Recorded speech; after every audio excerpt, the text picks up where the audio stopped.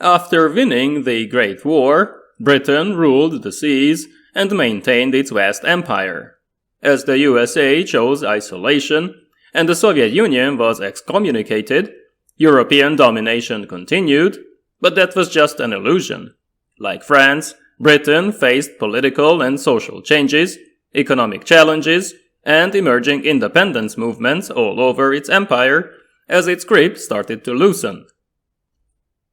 The 1918 election maintained the majority Conservative government led by Lloyd George, but the Liberal Party slowly faded away, gradually replaced by the Labour Party.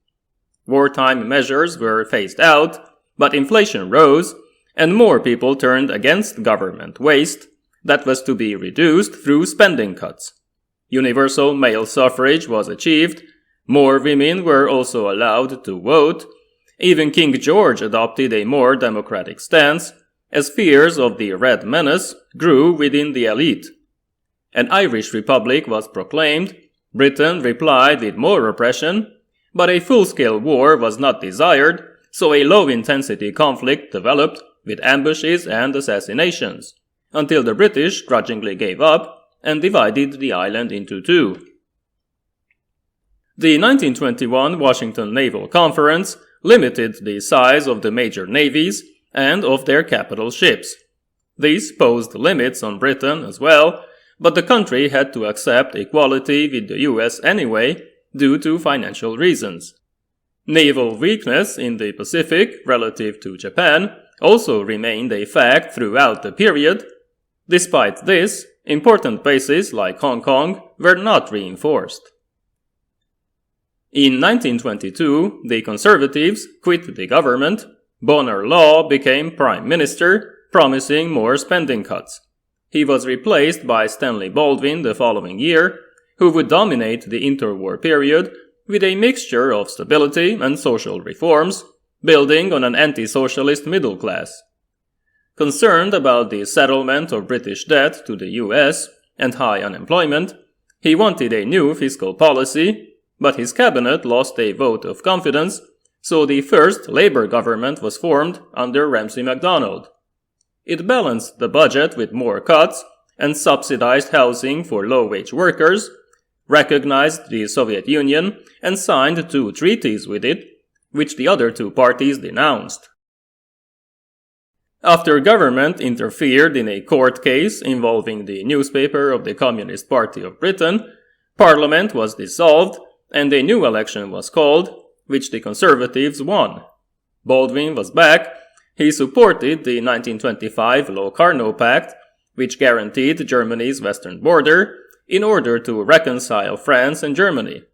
He also returned to the gold standard, expanded unemployment benefits and pensions, but could not avert a general strike in 1926.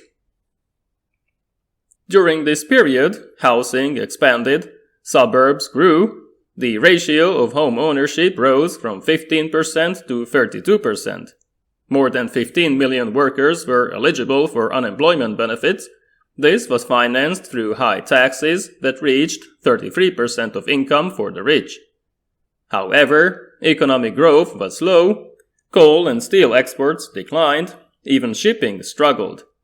The gold standard was a heavy burden. It did not mask the fact that the US was now the leading industrial power. Luckily for the elite, the strong labor movement was not revolutionary.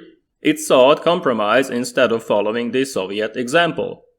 There were more food choices, cereals began to replace traditional meals, but widespread hunger affected the poor, although there was no starvation.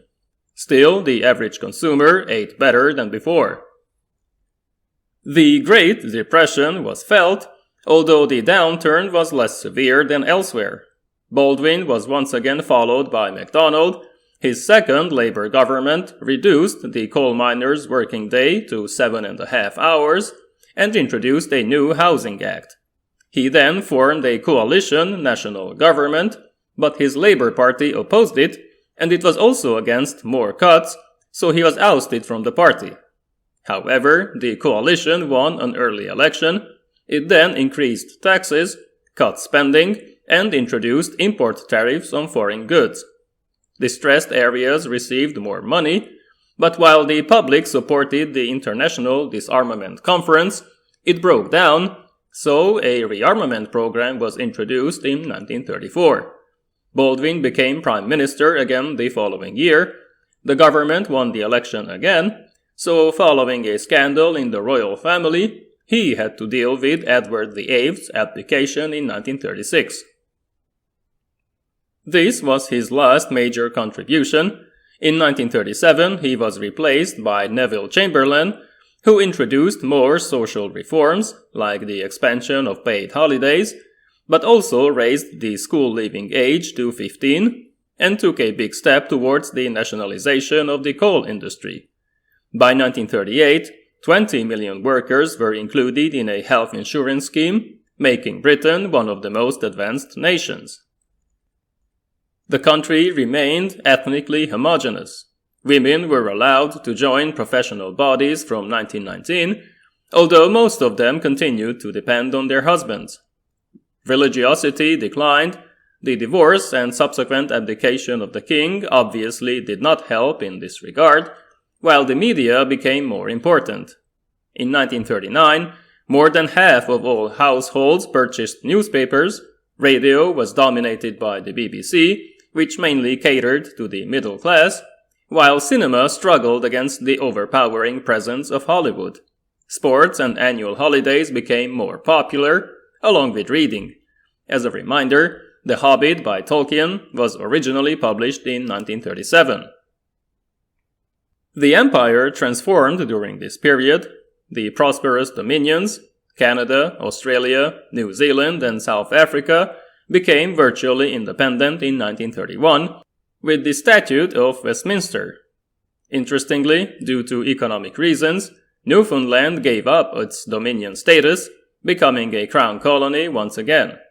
These countries still relied on British naval protection, but at least they avoided high tariffs, as these were aimed at American and other foreign products instead. India and Palestine remained trouble spots.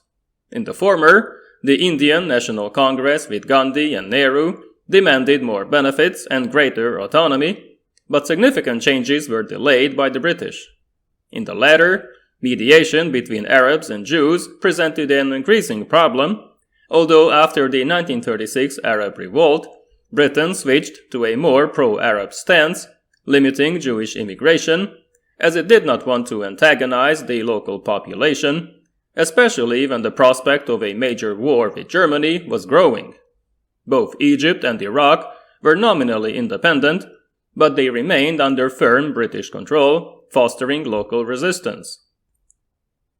Chamberlain tried to appease Hitler and preserve peace in Europe by signing the Munich Agreement and by not reacting to the occupation of Czechoslovakia in March 1939. However, he then pledged to protect Poland and other countries and introduced peacetime conscription to expand the army. It received light and heavy tanks, it was properly equipped, but training, and especially modern thinking, was lacking. At the same time, spending on the Air Force increased, older biplanes were being replaced with Hurricane and Spitfire fighters, while Wellington bombers and other designs were being worked on. The Royal Navy was still the largest in the world, with 15 battleships and battlecruisers, 7 aircraft carriers, many smaller ships, and 60 submarines. It had more than 1,400 vessels overall. More capital ships were under construction, along with brand new cruisers and destroyers, signaling that Britain desired to maintain its control over the major sea routes.